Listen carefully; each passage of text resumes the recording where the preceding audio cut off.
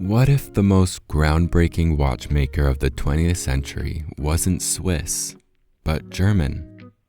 In a sleepy Black Forest town, Junghans rose to become the world's largest clockmaker, then nearly disappeared. But just when it seemed over, they came back with atomic precision and Bauhaus elegance. Stay tuned. The twist in their story might just change how you see time itself.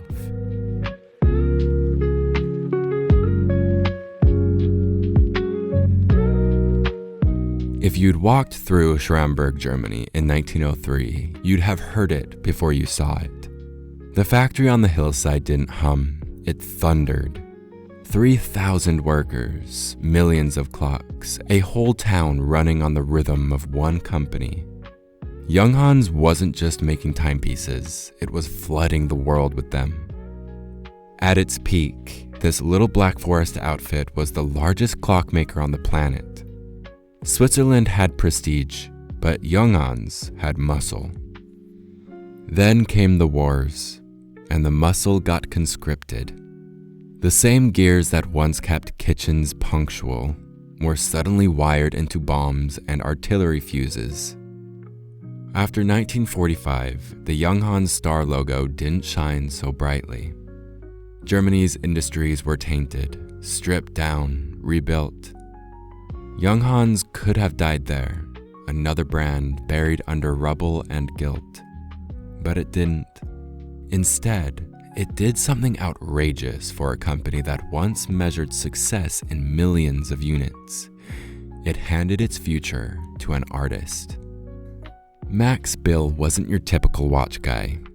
He was a Bauhaus architect who thought in geometry and light.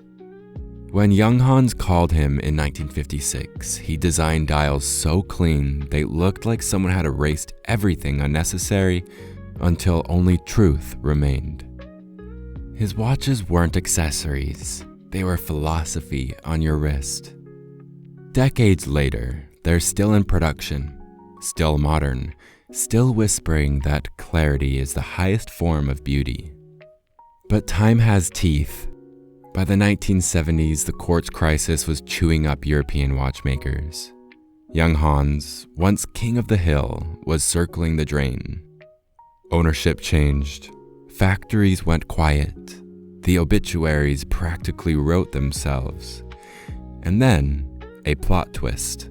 In 1990, Junghans unveiled the Mega 1, the world's first radio-controlled wristwatch. Forget Swiss romance. This thing looked like it fell off the set of Tron. Plastic, angular, weird. And it was deadly precise, synced to atomic time, a watch that literally couldn't be wrong.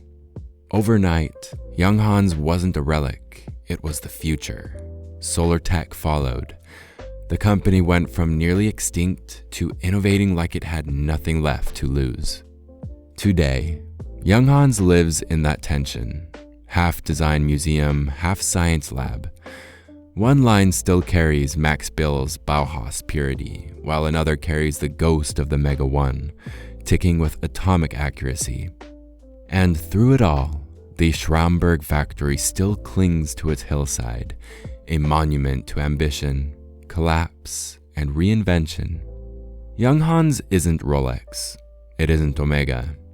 It doesn't scream status from across the table. But if you want a watch with a story, one that's been to the top, nearly died, and came back by blending time itself, Junghans might just be the quietest, boldest survivor in all of watchmaking.